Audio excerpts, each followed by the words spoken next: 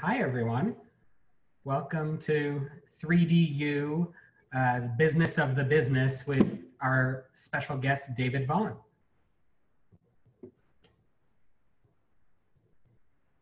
David, say something. All right. Hi. I guess we're just going right into it. Hi, guys. My name is David Vaughn. I'm nobody. Who am I? I'm nobody. I've directed at 3D Theatricals 5 times. I've been an actor for 18 years.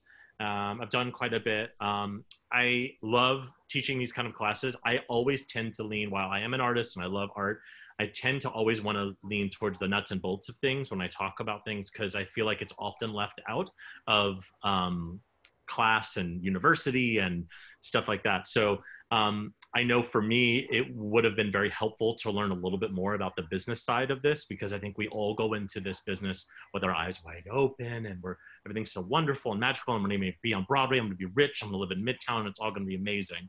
But there's another side to this business called the business, and that part of it is important, right? We need to pay our bills. We need to understand how contracts work, lawyers, agents, all that kind of stuff. So David Nestor and we are both named David. Isn't that wonderful?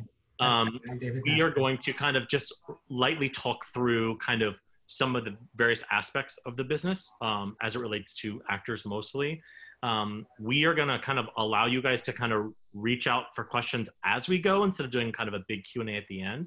So if we're in kind of discussing about agents and managers, and you have an agent manager question, please raise your hand, or however we do this on Zoom digitally.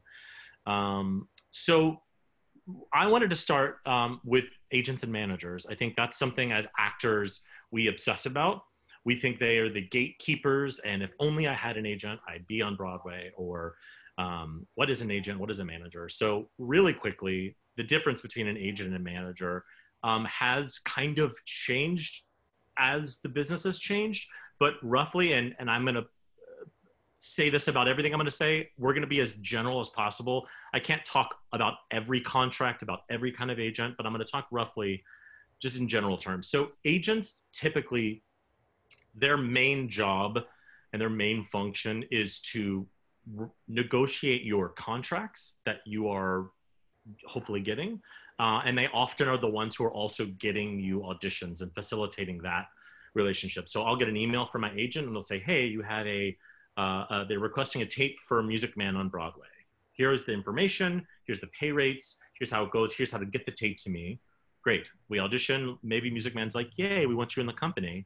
I'm like, awesome. They say, David, we would like to pay you X amount of dollars. And then my agent would negotiate with them. They'd drop all the contracts and then we'd sign them. So that's kind of the agent's main job.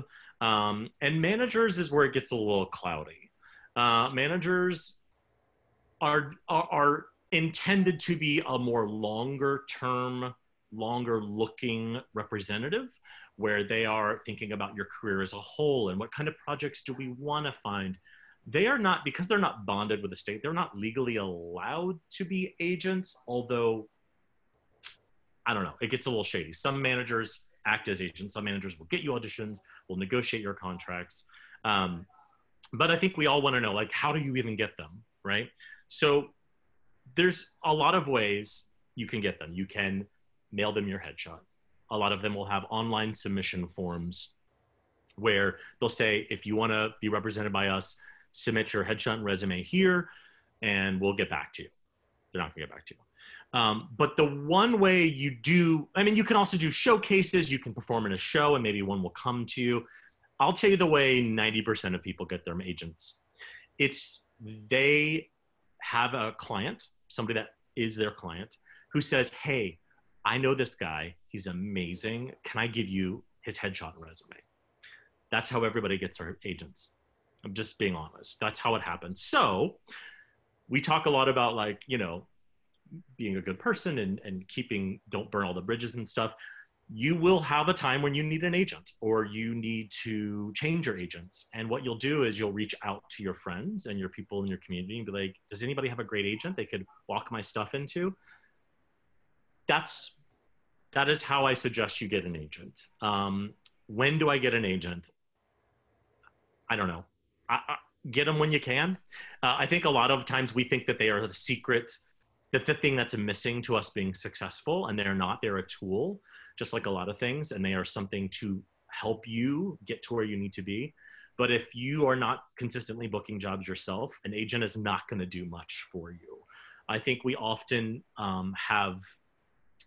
we think, well, my agent's just not getting me appointments for things. Well, okay, maybe, but keep in mind that the casting directors and really are the ones who bring you in. So your agent is going to pitch to that casting director, hey, David is so great. He's amazing. He can sing this role. He can dance it. You've never seen somebody do it. Please, please bring him in. And they might go, sure, let's bring him in. Or they may say, you know what? We know David and he's wonderful. He's just not right for this. And that's that. So I want us as actor folk to take a little bit of the pressure off of how we feel about our agents and what they're doing for us, because they aren't magicians. They only get paid when we do. And let's talk about that. And David and Esther, you can probably help with this too. Agents are paid a percentage of your salary. So 10% of your salary. So I make $1,000 a week. My agent will get $100 of that.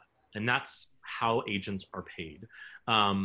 Some managers will also take 10%. Some managers will take 15%. And then some people, especially if we're talking film and TV, they will have an attorney, and attorneys will often get 5%. So you have a couple different people reaching into your satchel of golden amulets. But generally your agent will get 10% of your salary. Sometimes it changes where, like, if you have a course contract on Broadway or on a tour, and your agent gets you that show, wonderful. At the end of year one, if nothing has changed contractually for you, you have the option to no longer pay your agent. It's not automatic, it's not required, and it makes it kind of difficult for the actor because it becomes a little bit of an awkward moment, right? Hey, agent, I love you, keep working for me, but I'm cutting off your money. That's kind of the generic, yes. Just also, if you, I know this doesn't apply to you, David Vaughn, but if you're working for minimum on most contracts, if you're working for minimum, then during rehearsal, your agent can only take 5%, and it doesn't go to 10% until performances. Yes, I have that written down. I don't know why I didn't say that. Yes, exactly. And that's wonderful, right? Because you are paid less sometimes in rehearsals. And yeah, so there's a question from Dylan. Do you find that one person of representation is better than the next between an agent? Wait, one person of representation is better than the next between an agent. Oh, is an agent better or a manager better? Got it. An agent is better. And here's why. They are bonded with the state. They are legally allowed to be an agent. Managers cannot be agents. Managers are like your best friend giving you advice. I know that's rude of managers, and I'm not, but what I mean is like officially their position is more advisory. Is there a word that I'm trying to think of? Advisory? Anyway, you know what I'm saying. An agent bonded with the state, they are legally allowed to negotiate contracts on your behalf. They can get you auditions. They are your person. They're approved by equity, if we're talking about equity. They're approved by equity, yes. Managers are for famous people with loads of money. Yeah, I mean, that's true. And also for child performers often. But yes, an agent is super important. And here's another reason I want to talk a little bit about why an agent is important. Negotiating your contracts, getting you auditions. Your agent is your go-between. So when there's something hard to do, to say to who is the bad guy, it's your agent. Your agent's always the bad guy. Yeah. Make them the bad guy, because what happens is it's a business of personality, and I want to be rehired by this production company again or whatever. If I have something hard to do, like how dare you do this, or to hold their feet to the fire, your agents are used to, and they know it's their job. They're the bad guy. They are doing the hard stuff, so it takes some of that off of you. Okay, David. This has got to be, from a producer standpoint, this is one of the most important reasons from our point of view that you should have an agent. Because if you want to say, look, I'm coming from out of town, I don't have a car, can I get a rental car? Something that if there's something you need to negotiate as part of your contract, which, I mean, probably the production company is going to say no anyway. But if there's something that you're trying to negotiate, just asking for it, and you want to make sure you don't look needy, you don't look like you're asking for these things, it makes a huge difference that it's your agent who's asking for it. Because really, from the producer's point of view, it looks like it's the agent who is asking for it. The agent will never say, my client wants a car. The agent will say, I want a car for my client. They're not going to throw you under the bus at all. They will always take the blame. Well, a good agent won't. And that leads me to my final point about agents is, we all, if we don't have agents, if we're early in our career, or we've always wanted one, we just don't have one, it's really important not to rush and grab whatever corner store agent you can find, because keep in mind, an agent is an extension of you. They represent you. So you want to find somebody who you feel confident gets you, understands you, but speaks in a way that represents you in a way that you feel comfortable with. When I was interviewing agents, my very, very first agent I ever got, I actually mailed my headshots and resumes to people, and I got a few calls from people. When I met them, I met this one guy who was known as a pretty great agent, but he talked like a used car salesman. He was very like, yeah, man, blah, blah, blah. He was just so, I felt kind of icky when he was talking to me. And I went home and I went, I don't know if I want that voice on the phone talking about me. So that's being picky and that's being privileged, but I just think about that. If you do get the privilege of meeting with multiple agents, find somebody who you feel confident, you trust on a phone call or an email without copying you, will represent you in the right way. Do agents take a percentage of the value of non-compensation as well, like cars, housing? No, they do not. TJ's waving. Oh yeah, only because I want to say, just to reiterate, from a producer standpoint, yeah, the agents 100% can make or break you, and it's everything in the relationship. There have been agents that we have worked with that have been caught in lies where they said, the client, my client needs this much money because whatever it was. There's actually, it happened a few times, oddly enough, with this one agent. But it's with a couple agents, and they will blame the client. And then it got to the point where we actually stopped seeing their entire client list because we didn't want to deal with them. Right. And that's, and so in turn, those actors weren't getting appointments. They weren't blacklisted. We don't do that. But it was like, we just were like, if they come in on their own, we'll see them. And if they're the best for the part, we'll book them. But you better know, like, if that agent's name was on your paperwork, it took us a minute to make sure that we really, really wanted to work with you, because that means we had to work with them first. So your agent is your calling card and is everything. Okay, bye. So answer Nikki's question in chat. No, agents do not take a percentage of non-compensation. So when agents take a percentage of your salary. So I'm on Broadway, I make $2,000 a week, they get that. I go on the Today Show, I make a $5,000 TV show appearance fee, they get a percentage of that. They do not get a percentage of reimbursements, housing, cars, any of that kind of stuff. Because how does one find out if the agent that has not so great reputation, so as to not get stuck like that? You ask around and you risk it. Honestly, you go with your gut and you do as much research as you can, and you ask your friend to, usually a lot of agencies will have their talent on their website. We all know everybody. You'll know somebody on that list. Text them. Be like, hey, thinking about going with David Nestor as my agent. Like, what do you think? And they may go, yeah, he's good. He's a nice guy and blah. Or you may say like, run girl, I am literally leaving next week. TJ's raising his hand because he probably wants to, TJ. Ask, just like he just said, do your own research. But if you're ever at like 3D, for example, and I think any production company, ask the producer, ask the casting agent, ask anybody within the company. Be like, hey, I'm just curious. I'm just kind of feeling out my agent. I'm not really sure. Like, how were they to deal with? How did they present me? I want you to be brutally honest. I'm kind of shopping right now, or whatever you want to say, and get the feedback, because I guarantee you, we will give it to you. But it's Yeah. That's a great, that TJ and 3D theatricals in general is a huge resource of information and honesty. Like the fact that they're even doing all of these classes for free should say a lot about them and what they believe in, and also that you can trust them for their opinions on things, because they're giving you 5 opinions a day, Monday through Friday. And they're doing all this for free. So I keep forgetting, like, yeah, of course, 3D Theatricals is a great resource for that, because TJ will be like, do not go with them. I will never call you in. Or, yeah, they're great or whatever. I'm going to ask this last question, and then we got to move on to unions, because it's kind of answering, Murari, your question a little bit. In SoCal, it's important to have an agent who reps you just for theater versus TV film. I'm actually not going to answer your question, but kind of answer it. So the game has changed. It used to be 10 plus years ago, agents, if you had a good agent, you could get seen for anything. It's flip-flopped. Casting directors are in charge now.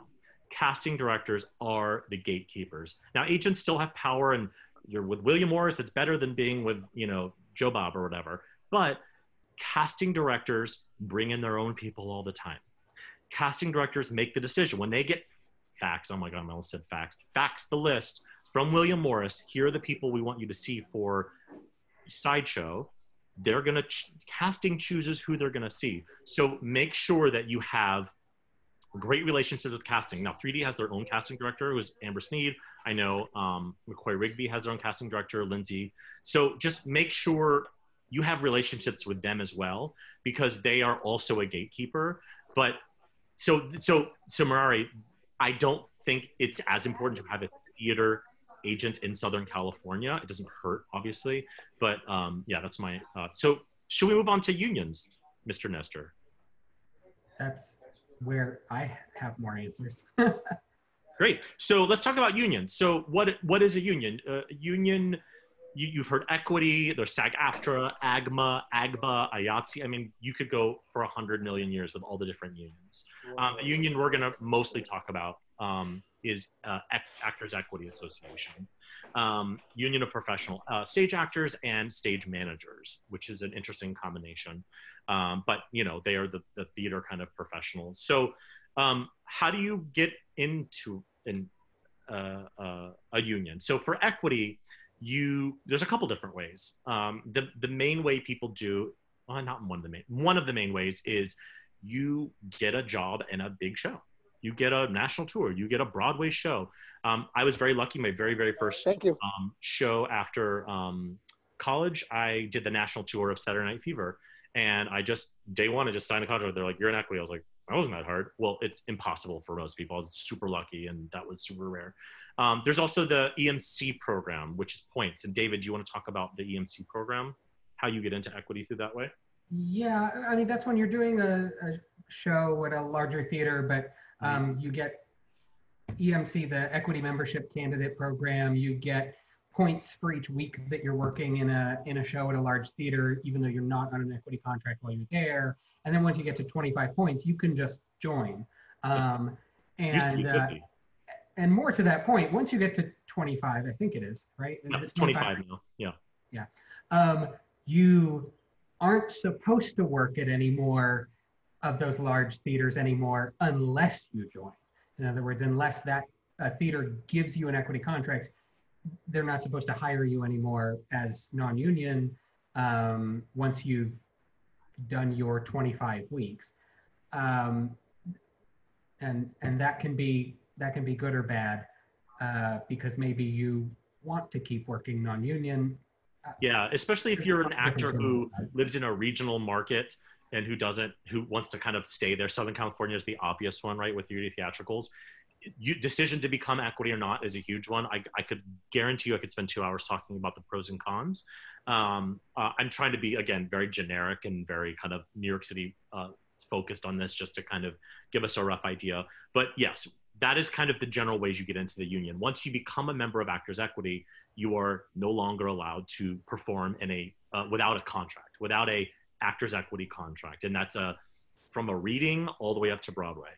To your friend's cabaret performance, to all the things. Now, church singing, that kind of stuff is there's allowances for that. But and then the other union I want to quickly talk about is SAG-AFTRA. the way to get into that, again, similar. You could get a, starring role in a Quentin Tarantino movie. Boom, you're in SAG-AFTRA. Or you can get what they used to call as waivers, which is kind of, you could do 3 days of guest starring, 3 days of, I think background is even considered now. So, and then you can join. So how much does it cost to join? So equity, there's 3 kind of things you have to pay for. One is your initiation. Yay, welcome to the club. Give us money. So equity, I think now it's $1,700. So good morning. Welcome to equity. Please give me $1,700. Great. Also, every year, please pay us $174. That's kind of their yearly dues, and it's split up into halves. And then the last, which is honestly the biggest if you're working, is 2.5% of your salary. So forever on all your contracts, 2.5% of your salary goes right to the union. Now, a lot of that covers pension. That's separate payment, but your healthcare payment, which is like a whole nother thing we could talk about. But that's kind of your general costs for becoming an equity member. So your reoccurring costs are your $174 a year dues. What? I saw the baby in the background. Oh yeah, I didn't know there's a baby here. And then 2.5% of your salary. So moving on to SAG-AFTRA, similar, right? Your membership fee, your initiation fee, $3,000. Not cheap to join SAG-AFTRA. Yeah. Their yearly dues are $222 a year. And then they have 1.575% of your salaries go to working dues up to $500,000. I love when I was researching to getting all the numbers right. They were like, but only up to $500,000. I was like, girl, $500,000? Come on. But those are your 2 kind of big unions. 25 if you're in a sister union. Speaking of sister unions, you can also buy into SAG-AFTRA. A lot of people didn't know that. So when it used to be just SAG and AFTRA, American Federation of Television and Radio Artists, when they were separate unions, if you were a member of AFTRA, you could just pay $3,000 and be in SAG. And then when they joined, obviously that loophole got closed. But there's a couple of those loopholes throughout the unions.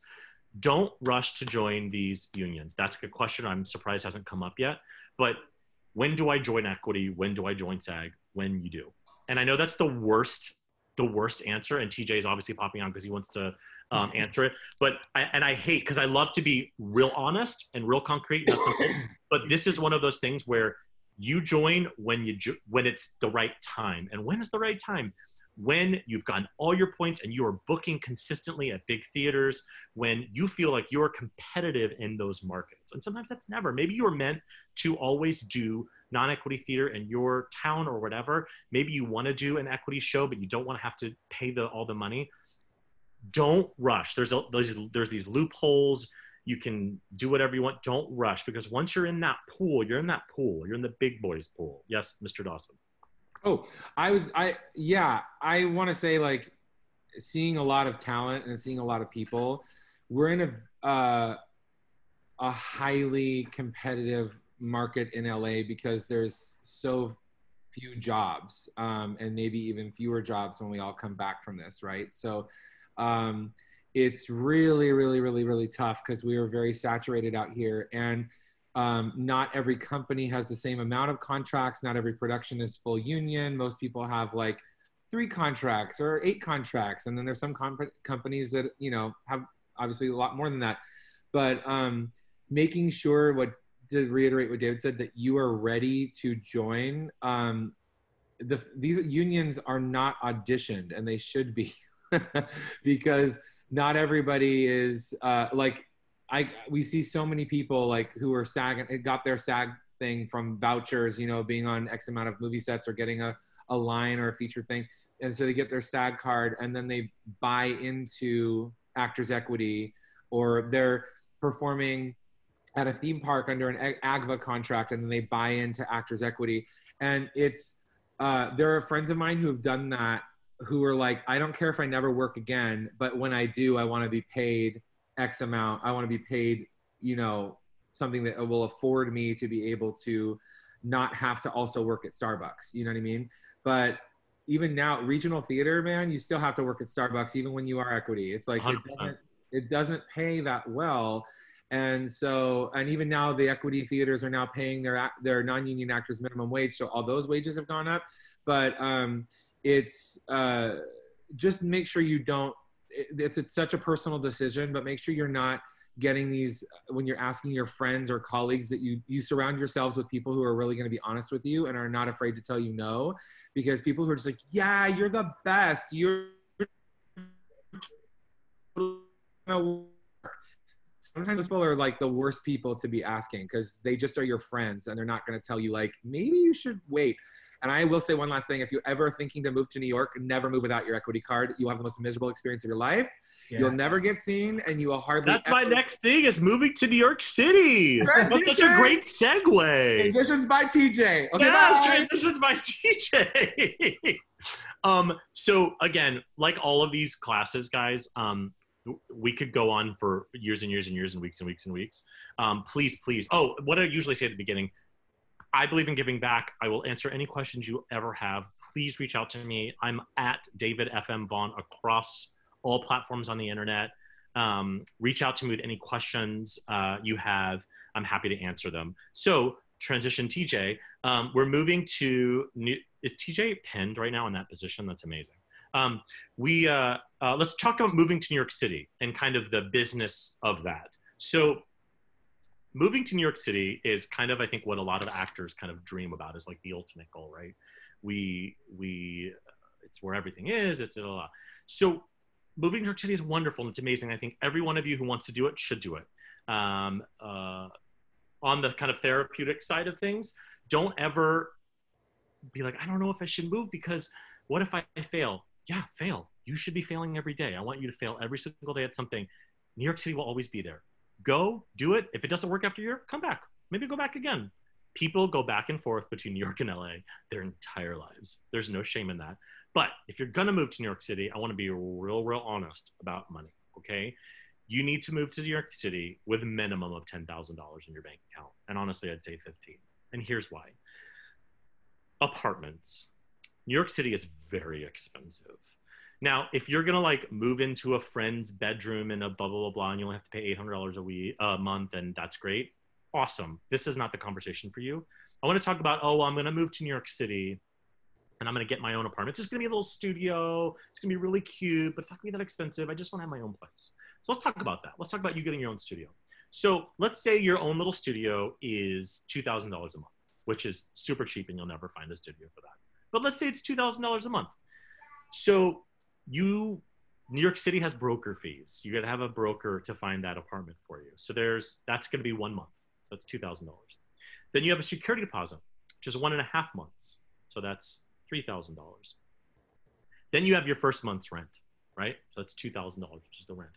So to move into your apartment on day one, you've spent $7,000. Okay. So if you brought 10, you have 3 left. Great. So I need to eat. I have my cell phone bill. I have to take classes. Oh, but wait, in 4 short weeks, I got another $2,000 bill. So now that's $9,000 I've spent in 4 weeks to get to New York City, and I haven't paid a single bill. And I'm not trying to scare you. There's a million ways you can do it for cheaper, but I want to be honest about what moving to New York means financially. And coming here with, thoroughly modern Millie style with just a suitcase and a dream is just not going to cut it. What I would encourage you to do is, Jennifer, shared bathroom, and then I was in 2003, it was $1,800. Yeah, I mean, right? So what I would encourage you to do is, if you want to move to New York City, you all have friends who live here. You now have me, I live here. You have friends who live here. Reach out to them and be like, hey, I'm going to move to New York City. Do you know of any people subletting their apartments? Every actor in the world sublets their apartments when they go on regional gigs, when they go on tours. So you will have this wonderful opportunity to go into a space furnished in probably an area or an apartment with other actors. And it's usually, 3 months. Great. I've committed to 3 months of this apartment, which will give me 3 months of learning about the city, where I want to live. Do I like this area? It gives you kind of a safe space. And you know what? After 3 months, you're like, bye, I got to get out of here. This is not for me. Then you're out. You haven't signed on to a 1 or 2 year lease. Yes, Gretchen says sublet. Everyone does it. There's something called the Lee List, which is a kind of private artists only community. It's thelist.com. You have to be invited to be on it, and like it's a whole thing. But they often have. There's also just Ghost Lighthousing on Facebook. There's Ghost Lighthousing on Facebook. There's Gypsy Housing, which I think that's what that is now. Okay. Yeah. So there's a lot of ways to do it. That's the way I encourage you to do it, is to find a friend that you know who lives here and say, can you put out the feelers on Facebook? Because inevitably somebody's leaving to do some gig somewhere and needs to sublet their apartment. It'll likely be in Washington Heights or Inwood, Astoria, or Jersey. Those are the three places most actors are living now. So when you move to New York City, you have all your bills, right? But then you're also wanting to take classes. So one class at Steps is like $21. Broadway Dance Center, I think, is similar. Those are your kind of two bigger places. Voice lessons, voice coaching's usually about $120 an hour. Voice lessons up from there. Now I'm talking kind of on the higher end of things. There's obviously some cheaper of those. A lot of people will want to get a day job while you're here. There's a lot of things to consider when you move to New York City. The reason I want you to move to New York City with a lot of cash in your pocket, it's not required, I'm just giving you my advice, is so you can have a month or 2 or 3 without fighting for a day job to just pay your bills. Because when you're at that desperate moment, you're not going to be able to take off work to go to that audition. So you want to give yourself a real shot. So if you're in Southern California, if you're in somewhere else and you're like, I'm going to move to the city, start saving now, choose a dollar amount, and sublet, as Gretchen said. That's kind of my New York City speech. Now I want to move into the fun part, which I think David Nestor will enjoy too, which is paychecks. Why are we doing this? It's for money. That's the only reason we do this. So I want to talk through kind of general paycheck things, and then I have an actual paycheck from the current production of Harry Potter and the Cursed Child that I got from a friend of mine who is the general manager. And it's obviously all the names and stuff are redacted, but I want to go through what an actor makes. I think most of you have probably made money as an actor, but let's talk about the Broadway and stuff. So right now on Broadway, if you are making the minimum amount of money, which is a chorus contract, you're making $2,166 a week. Great. It's great money, right? That's over $100,000 a year. Now from there, like let's say a tour goes out, there's 1,000 touring contracts. There's CETA, there is Tier B, Tier C, Tier D, short limited engagement, one-nighter. There's a million different contracts. They all have different minimums, but like the biggest minimum right now is the production contract, the league contract. And that's $2,166 a week. Now, just so you know, the next biggest is your Tier B tour, and that starts at $1,406. Big jump down, right? Now, the other thing that happens with tours, and I have a tour thing, I'm doing with 3D, I think at some point, is when you leave the production side of things, when you're no longer making the maximum, now you're on, let's say, a Tier C, sure, you're making $1,200 a week. Now you're involved in what's called participation, which is if the show makes a certain amount of money over their, after their recoupment, you get 0.025%, I think, of that, right? Is that what it is? I have it written down somewhere. Basically, so the Come From Away tour is a good example of this right now. The Come From Away tour, I believe, is a CETA contract. And so they're not making a lot of money on their minimums. However, they are selling like crazy. They are making 5-figure overages weekly, which is crazy, right? You would think and producers obviously want to try to avoid this. The producers are trying to make the most money possible. But so there's a variety of ways to be making that money. There's additional compensation, right? So you're not just getting your base salary. We talked in the previous panel about understudying, right? So understudies get right now about $49, I'm talking production contract only, $49 per role to understudy, and that's a weekly. So $49 a week extra just to understudy the role, okay? And then maybe you get to go on, right? Maybe you get to go and, is Monica muted? She is, okay. Maybe you get to go on for your track. What used to happen back in the olden days is you would get, because we're paid in theory in eighths, right? We do 8 shows a week. So they divide your salary in 8 parts. So if you miss one show, that's 1/8, you would get that docked.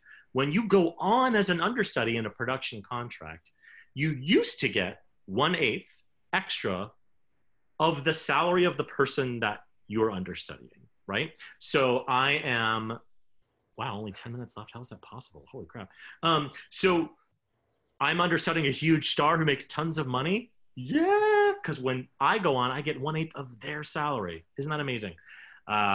That is no longer the case. Now you make 1/8 of your salary. So if you are in a Broadway show and you go on for an understudy, let's say the whole week, right? They're out for vacation. You're in every performance for 1/8.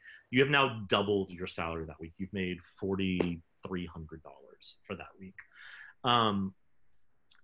And then there's things like dance captain, extraordinary risk, and then of course Tony performances, cast albums.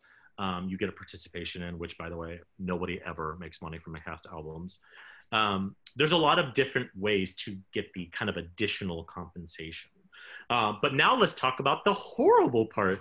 What's the money you get in your little coin purse afterwards? So David, can you bring up the pay stub? So this is a pay stub from an anonymous person in the cast of there it is, in the cast of Harry Potter. And I want to just talk about what we're seeing. So can you scroll down, David, to, there you go. So if you look kind of in the middle where it says variable pay information, they are a principal. Everybody's a principal in the show, so whatever. They're getting paid, what is it, 26, it's kind of fuzzy, but $2,600-ish a week. That is their weekly salary, okay? Now, if you look, oh, yeah. Great.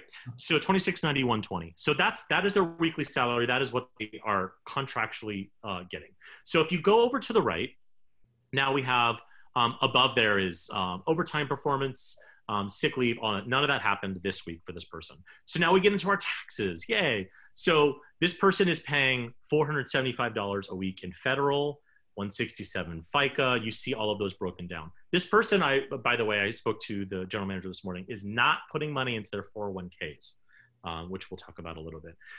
So that is their taxes. Now scroll down even more to where it says adjustments. Now these are the dues we talked about, AEA dues. That is 2.5% of this man's salary. Also, this man has an agent who's charging him 10%.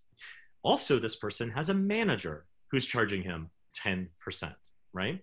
So after all of that is said and done, how much is this person getting paid? Aww. That's so sad. Yeah. So, and this is meant to be sad, but also more of a like, let's be honest about how much I'm starring on Broadway. Let's be honest about what that actually comes out to. Now, if you are a star on Broadway, you're making more than this. But honestly, I know, I'm not going to say who, but I know a star of a Broadway show that just closed, one of the principals, who is a medium name, who is making $3,500 a week. That's not unheard of on a Broadway stage. Now, all we hear is like, Kristen Chenoweth made 60 in Wicked, and the producers, they made 100 each. Great. Those are outliers, okay? When you perform in a Broadway show, you will make about this amount of money. So you'll make about $1,200 a week in cash, okay? Still sounds like a lot, but I want you to be honest about that $2,000 a month apartment that you got. Now you're cashing out about $4,500 a month. That's almost half. So that's how quickly a paycheck goes when you have an agent and a manager. And again, if you're putting money into your 401k, even more of that money goes away. And if you have an attorney who you're giving 5% to, none of you probably are at that point. So that's kind of a window into current Broadway pay and what that looks like after taxes. Tax law recently changed. I'm sure you were aware of it. And a lot of the deductions have changed for people who are self-employed actors, basically. We used to be able to write off movie tickets and this and this and that. My advice to you is when you are making your full-time living as an actor, full-time, not like, oh, I do a 3D show once every, like that is all of your money. Pay the extra money to get an accountant to do your taxes every year. To get a person who specializes in artists or actors or whatever, I've been with the same one for 15 years. You're going to pay more than you would for e-file or, Jackson Hewitt and all those people. But you're going to get people who are familiar with the tax law. It's going to change every presidency. It's going to change, and you want a person who's going to understand it as it changes. What are the nuances? What are the things, like if you go, listen, I spent $400 on business meals this year, for somebody to go, that's going to be a red flag. Do you really want to put that much down? You want somebody to have that advice. It's well worth the money you're going to spend. David, what else do you want to talk about with paychecks? Oh, let's see. I wrote something down. Hold on to them. Because a lot of your life as an actor, you can claim unemployment, which is great because of all of the weeks that you don't work in between all of the weeks that you do work. But for anyone who has recently had to file for unemployment for the first time, you find out, oh, I need to know not just how much money did I make from each company, but in what quarter of the year did I make that, and exact dollar amounts and everything like that. So if you just hold on to your pay stubs for about a year, that'll help you a lot if you're filing for unemployment at some point. So that was one of the things. And let's see, talking about deductions, things for taxes. This is also under current tax law. An accountant that you talk to might also recommend that if you're working a lot, you might form a corporation, because right now individuals can't write off any unreimbursed business expenses as an employee. And most of the time you're hired as an employee, as a performer, but corporations can write off losses. So, yeah. And I will say, recommend. Yes. And again, please, because when to do that and how to do that is very specific. Please ask a professional. The other thing I'll say is, if you do any 1099 work, so if maybe you're a real estate agent, maybe you are, sometimes directors get paid 1099, that is another loophole where you can write off a lot of those deductions because you're paid 1099. So I'll be frank with you, I pay my accountant to do my taxes every year at $750, which I know sounds like a lot of money, but I'm telling you, the returns and the way it's done is so much more than I could have ever gotten. And I have somebody who knows me forever. And there's a question. If you're working regionally, getting 1099s from multiple states throughout the year, how much money should you be setting aside for taxes each year? Ooh, that's hard.